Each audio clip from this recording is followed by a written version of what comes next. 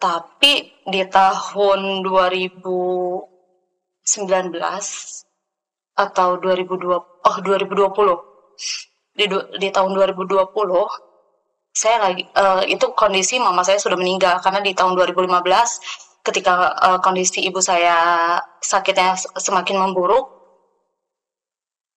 ibu saya meninggal di bulan Agustus 2015, tepatnya tanggal 25. Di tahun itu saya benar-benar merasa hidup saya hampa. Saya nggak merasa tidak ada tujuan gitu kan. Rasanya kayak beda.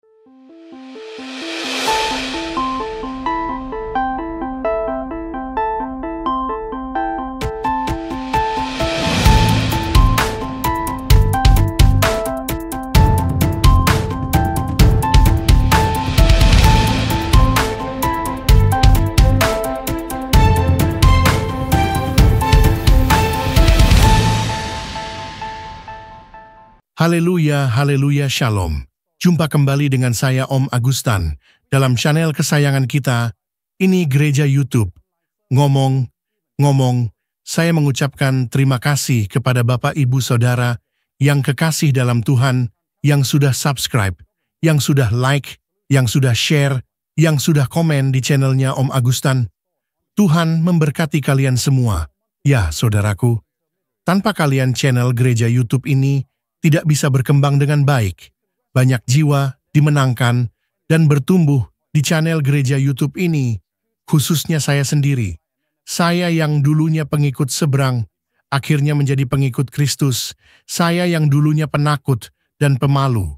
Tapi di sini saya diajarin untuk berani tampil, untuk melayani Tuhan. Walau nggak kelihatan muka, tapi saya percaya saudara pasti akan diberkati dengan video-video yang sebentar lagi saya bagikan. Kok Syah jadi curhat ya? Mari kita lihat videonya. Hingga akhir ya Pak ya. Saya akan ceritakan bagaimana saya pada akhirnya memutuskan untuk masuk Kristen.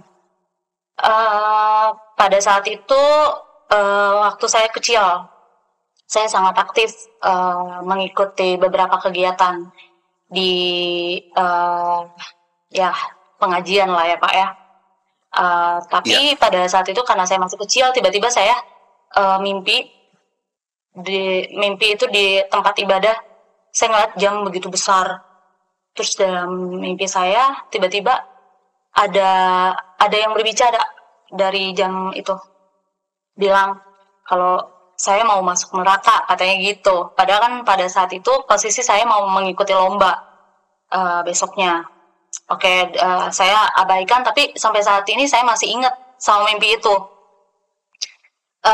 Lanjut, ketika di tahun 2009, saya kehilangan ayah saya. Pada saat itu, saya hanya tinggal dengan ibu dan kakak saya. Keyakinan yang kami anut masih sama, juga nggak ada perubahan ataupun petunjuk pada saat itu, masih sama. Saya menjalankan keyakinan yang dianut oleh orang tua dan kakak saya sejak lahir. Di tahun 2013 kebetulan saya hidup atau bersosialisasi dengan berbagai lingkungan pertemanan dengan berbagai keyakinan. Jadi keyakinan teman-teman saya tidak seluruhnya sama. Dan di 2013 itu juga saya terkena musibah. Musibah apa pada saat itu? Yaitu ibu saya terkena stroke. Saya merawat ibu saya sama kakak saya pada saat itu. Saya sambil bekerja, sambil mengurus ibu saya yang terkena stroke. Di situ saya jadi punya banyak lebih waktu untuk beraktivitas di luar kegiatan kerja. Karena pada saat itu selain saya kerja, saya urus ibu saya yang sakit. Saya juga kalau weekend nggak pernah kemana-mana, jadi hanya ada di rumah saja. Tuh. Pada saat itu kan kondisi hati sakit ya, ngelihat seorang ibu sakit, terus saya rawat sendirian karena kakak saya harus kerja. Saya punya banyak waktu buat berpikir, bukan berpikir ya, merenungkan segala nasib. Kok rasanya saya diuji segitu dalam ya Tuhan. Setelah kehilangan ayah, saya harus melihat ibu saya yang sakit, terkena stroke. Dan saya merasa seperti bertanya-tanya, kok ujian saya bertubi-tubi? Ketika teman-teman seusia saya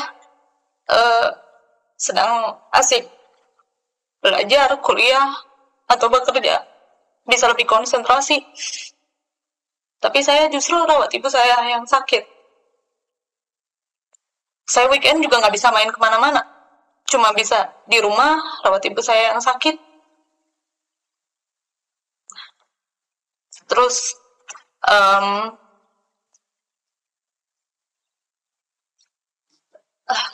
di sana ada satu teman yang terus mendampingi saya.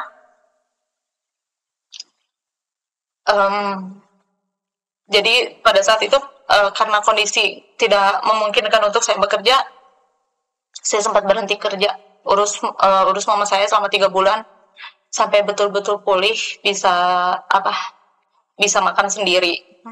Setelah 3 bulan saya akhirnya keterima kerja.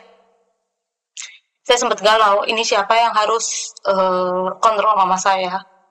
Ya maksudnya saya berterima kasih dengan rekan saya pada saat itu.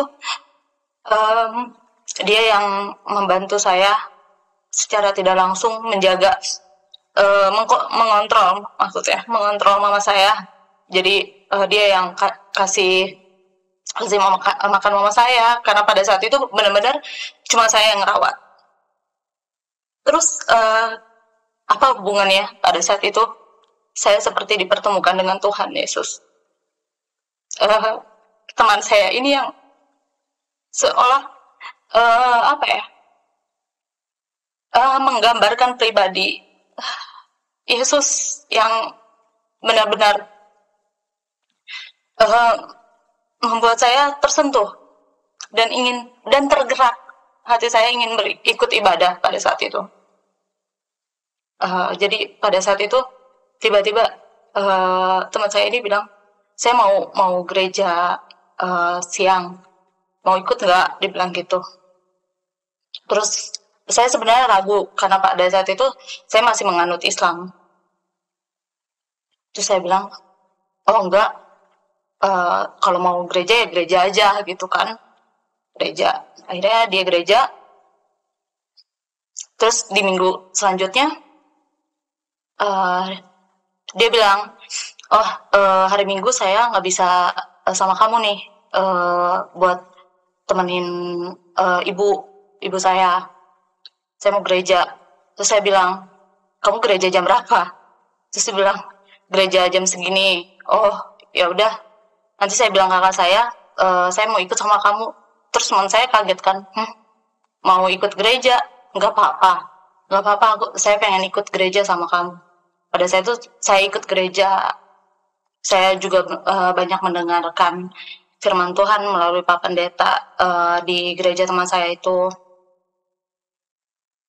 Singkat cerita, kondisi ibu saya semakin memburuk di tahun 2015. Saya juga sudah kehilangan komunikasi dengan teman saya. Perjalanan saya juga mengenal pribadi Yesus pada saat itu juga terputus. Saya tidak banyak mengikuti aktivitas gereja. Tapi di tahun 2019 atau 2020, di tahun 2020 itu kondisi mama saya sudah meninggal, karena di tahun 2015 ketika kondisi ibu saya sakitnya semakin memburuk, ibu saya meninggal di bulan Agustus 2015, tepatnya tanggal 25. Di tahun itu saya benar-benar merasa hidup saya hampa. Saya nggak merasa tidak ada tujuan gitu kan. Rasanya kayak beda aja dari ketika ada ibu, meskipun rasanya waktu itu saya nggak punya tujuan juga, karena saya hanya fokus untuk mengurus ibu, tidak ada tujuan dalam artian untuk melanjutkan kuliah ataupun mencari kerja. Tapi ketika di tahun 2015 itu saya coba cari kesibukan untuk kerja sambil event-event SPG gitu. Lalu di tahun 2020 mungkin karena saya merasa kangen banget sama mama saya, tiba-tiba saya mimpi. Di mimpi itu saya ketemu sama ibu saya, dan di mimpi itu saya ngelihat ada satu bangunan di bukit yang benar-benar bagus banget. Saya ketemu ibu saya, dan waktu itu di dalam mimpi ibu saya benar-benar cantik, pakai baju putih-putih. Terus saya deketin, "Mama," saya dalam mimpi itu bukan bilang, "Mah, saya kangen," gitu, bukan. Padahal dalam hati saya tuh, saya benar-benar kangen sama ibu saya. Tapi saya di mimpi itu malah bilang, "Mah, bangunan itu kok bagus?" Aku bilang, "Itu apa?" Terus di situ mama saya bilang, "Itu Pentakosta." Terus saya bilang, "Pentakosta?" Selama saya mempelajari Kristen itu, saya nggak tahu itu Pentakosta apa. Terus saya diam di mimpi. Tiba-tiba kebangun. Setelah terbangun, saya lihat sudah jam 8 pagi. Terus pada saat itu kebetulan ada teman saya yang Kristen. Saya tanya, dia lagi merayakan hari kenaikan Yesus Kristus pada saat itu. Terus saya ngobrol-ngobrol, ada pembahasan. Terus saya bilang, "Oh, Pentakosta itu apa ya?" Dijelaskan lah sama teman saya ini. "Kok bisa mimpi itu?" Terus saya bilang, "Saya juga nggak tahu. Saya tiba-tiba minta mimpi itu aja. Padahal sebelumnya saya nggak pernah dengar itu. Itu apa sih gitu kan?" Terus lanjut, pada saat itu ada teman saya juga yang kebetulan sedang mempelajari Kristen sama dengan saya. Terus dia ajak, "Kamu gereja bareng nggak di tempat saya?" Dia bilang gitu. Terus saya bilang, "Oh, boleh deh. Saya juga pengen tahu nih, maksudnya barangkali ada memang petunjuk dari Tuhan melalui mimpi saya, atau panggilan dari Tuhan melalui mimpi untuk saya ikut di kegiatan rohani Kristen." Pada saat itu saya mengikuti teman saya gereja di tempat yang sama. Di situ pun saya belum terlalu mendalami gitu. Pada saat itu yang sampai pada akhirnya saya bergerak untuk masuk Kristen barulah di tahun 2021 di gereja GPPK CLC. Itu karena saya merasa bahwa kenapa saya bisa teryakinkan, itu karena saya merasa bahwa selama ini banyak keajaiban Tuhan yang tidak pernah saya kira. Ya, salah satunya melalui mimpi itu saya diberikan petunjuk seolah mama saya ingin saya berada di jalan Tuhan. Saya menyimpulkannya seperti itu, ya itu karena yang saya percayai, terlepas dari orang percaya atau tidak dengan cerita saya, ya itu pengalaman pribadi saya. Itu yang saya rasakan. Kenapa saya bilang bahwa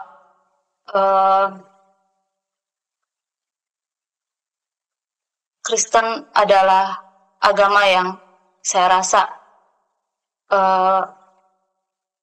baik buat saya, karena saya banyak melalui cobaan, ujian, dan selalu dipertemukan dengan teman-teman yang baik dengan saya, itu melalui ajaran Yesus Kristus.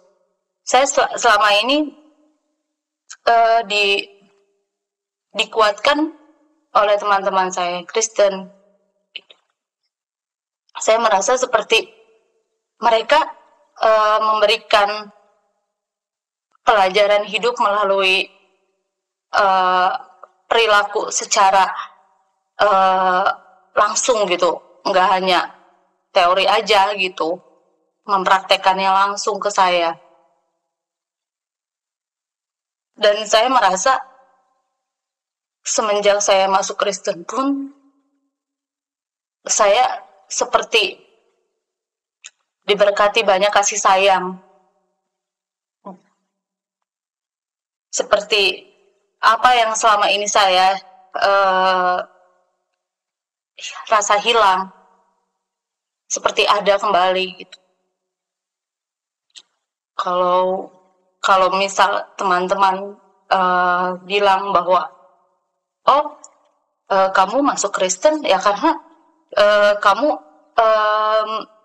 kehilangan kasih sayang dari orang tua, terus kamu merasa Tuhan itu nggak ada buat kamu. Ya salah. Justru saya merasa Tuhan itu ada melalui teman-teman saya yang percaya gitu.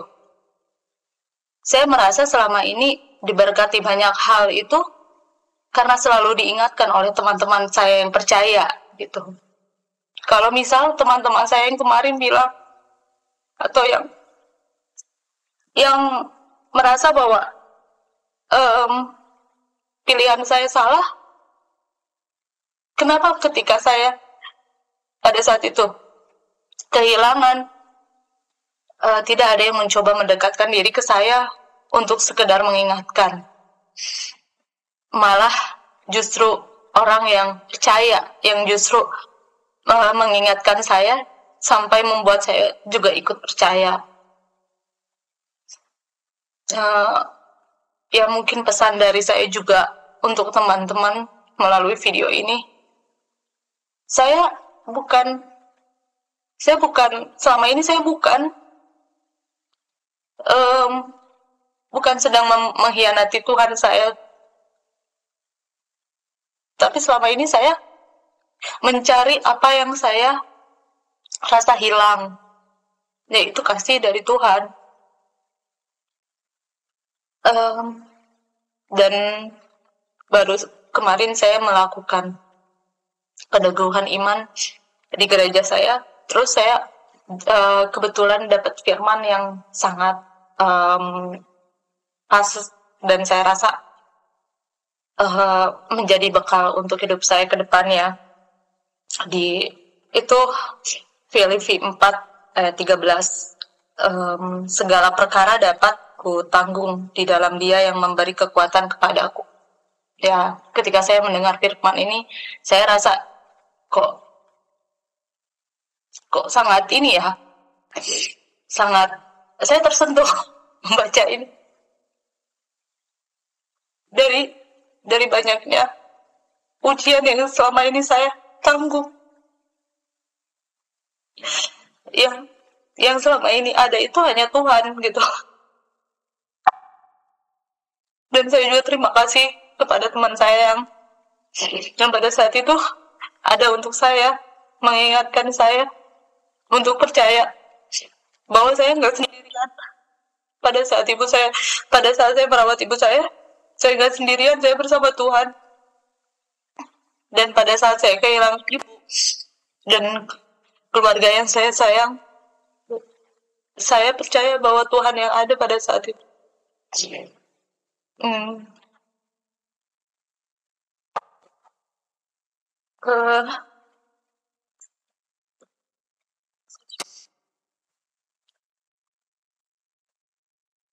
Banyak hal yang bikin saya akhirnya memutuskan meyakini ajaran Yesus itu. Salah satunya melihat contoh dari perilaku keluarga yang menganut keyakinan Kristen. Saya merasakan kasih Tuhan itu ya lebih banyak melalui contoh berperilaku mereka gitu. Saya tidak menutupi hal tersebut, karena memang itu salah satu yang menjadi faktor utama selain dari faktor-faktor lainnya. Jadi mungkin untuk teman-teman saya yang kemarin sudah membantu saya dalam artian ada pada saat saya kondisi sulit untuk merawat ibu saya berterima kasih karena melalui teman-teman saya itu saya akhirnya bisa melalui banyak ujian tanpa merasa putus asa. Karena kalau bisa dibilang, saya dulu merasa sudah tidak percaya dengan adanya Tuhan,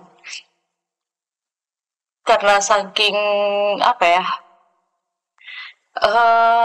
tidak ada yang mendampinginya pada saat itu, tidak ada yang mencoba mendekatkan diri pada saya gitu pada saat itu, untuk sekedar menguatkan atau mengingatkan gitu hal-hal baik.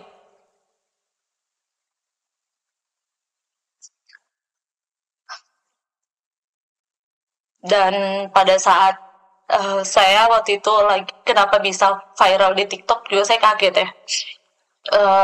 Pada saat itu saya mendengarkan lagu Tuhan Yesus tidak berubah. Itu lagi viral banget lagunya kan di TikTok tuh. Saya kok lucu lihat ya, maksudnya kayak anak-anak kecil yang nyanyiin tuh. Saya tanya ke teman saya, ini lagu apa? Itu biasanya lagu anak-anak sekolah minggu yang nyanyiin gitu.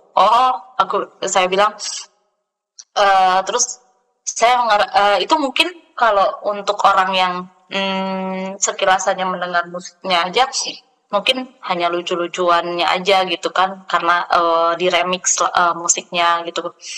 Tapi kalau saya jauh lebih daripada itu, saya mendengarkan liriknya, Tuhan Yesus tidak berubah. Ya, saya merasa bahwa Tuhan Yesus tidak pernah berubah.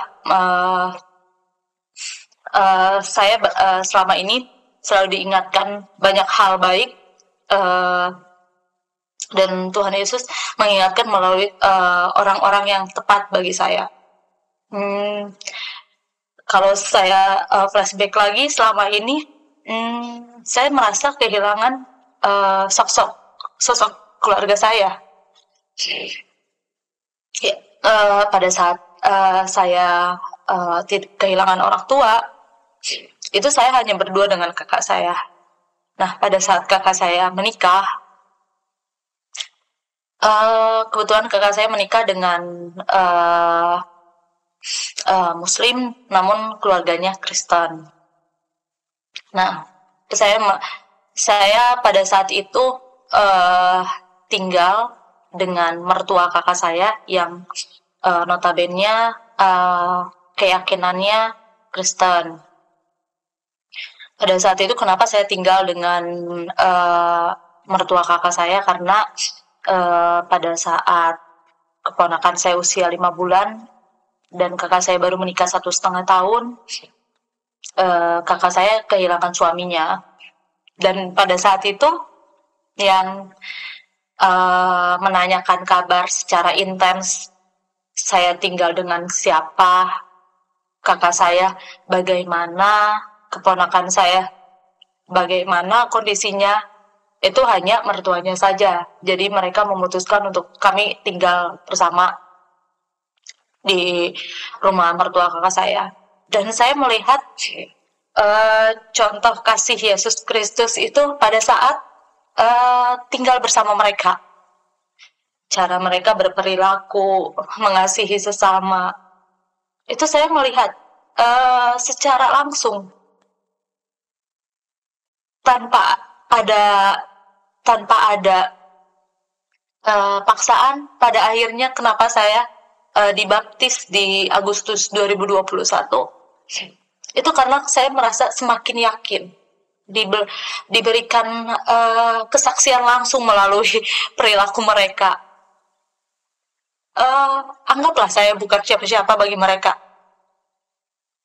tapi mereka mengasihi saya seperti seorang anak sendiri.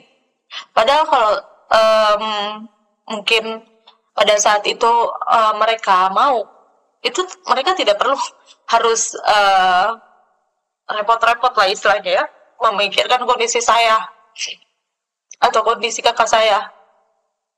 Bahkan keluarga saya sendiri pun yang notabene kandung, tidak ada yang menanyakan kondisi saya sedetail dan seintens keluarga kakak ipar saya gitu kan.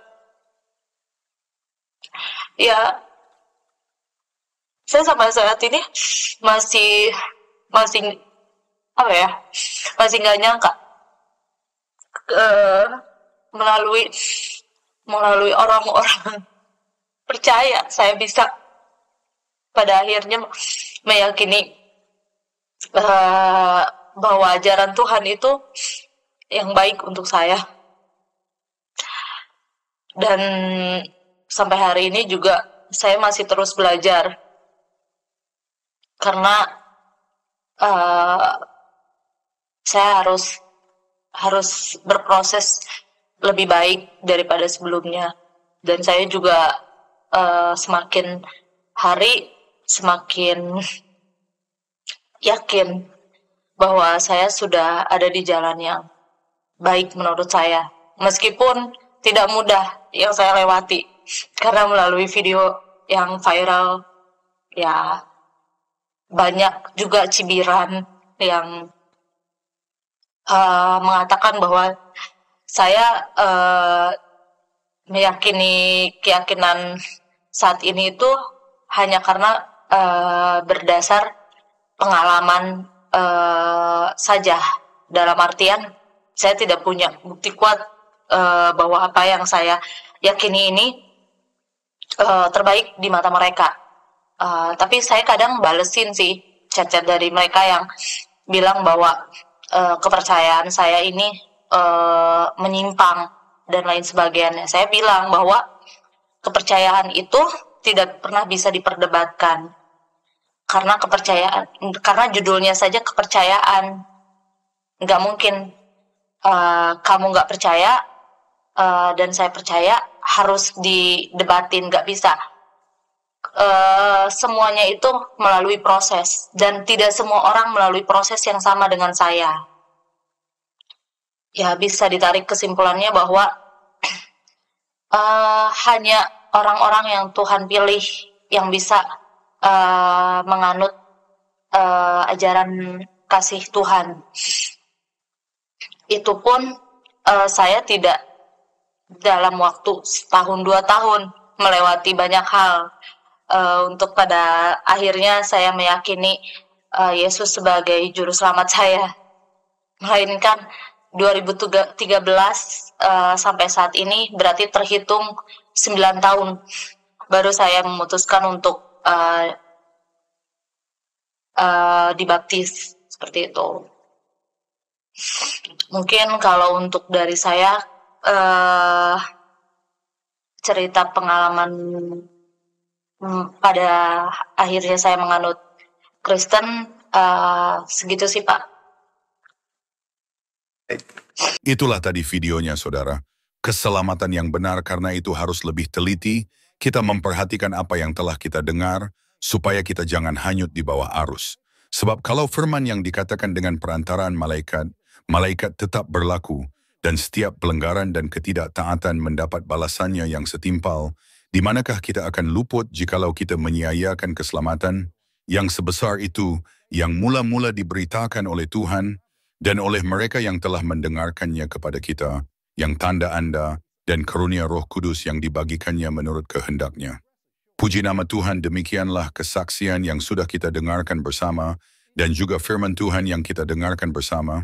Kiranya kesaksian dan juga firman yang kita dengarkan bersama ini dapat memberkati saudara dan saya dimanapun kita berada, dan memberkati akan setiap pergumulan hidup kita, baik pergumulan dalam rumah tangga, pergumulan dalam keluarga, pergumulan pekerjaan, dan juga pendidikan, serta juga anak-anak. Kiranya Tuhan Yesus terus memberkati, dan terima kasih buat semuanya yang sudah setia dukung dan juga support channel ini. Tuhan Yesus terus memberkati kalian semua. Jangan lupa dukung dan juga support channel ini dengan cara like, comment, dan juga subscribe, serta dibagikan ke grup-grup rohani, biar nama Tuhan semakin harum di mana-mana. Dan jiwa-jiwa diselamatkan oleh Tuhan Yesus ya. Sekian dan terima kasih, Tuhan Yesus memberkati kita semua.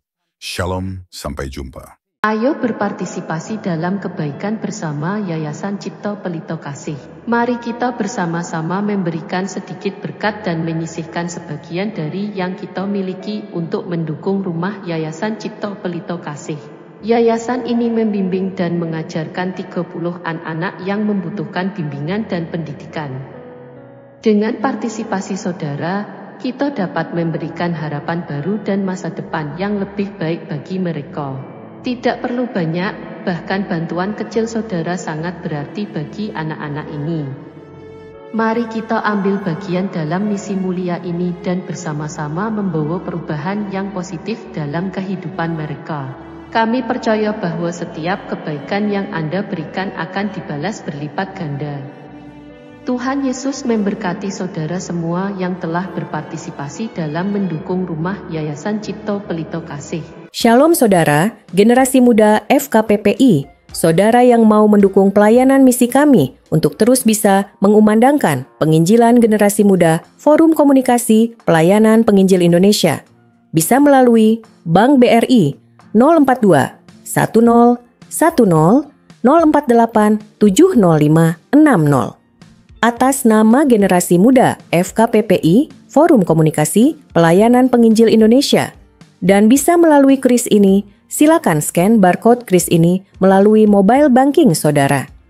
Tujuan dari pelayanan misi ini adalah untuk menjangkau banyak jiwa di pelosok-pelosok desa yang rindu untuk mendengarkan firman Tuhan dan untuk kegiatan apoleget yang menjalani penginjilan ke desa-desa untuk bisa terus mengabarkan kabar baik di seluruh tanah Indonesia. Selain melalui media sosial YouTube, kita tetap terus bisa menyuarakan kabar baik secara offline. Boleh dukung asosiasi ini melalui rekening ini dan bisa melalui kris mobile banking ini. Dengan cara scan barcode kris ini di mobile banking saudara.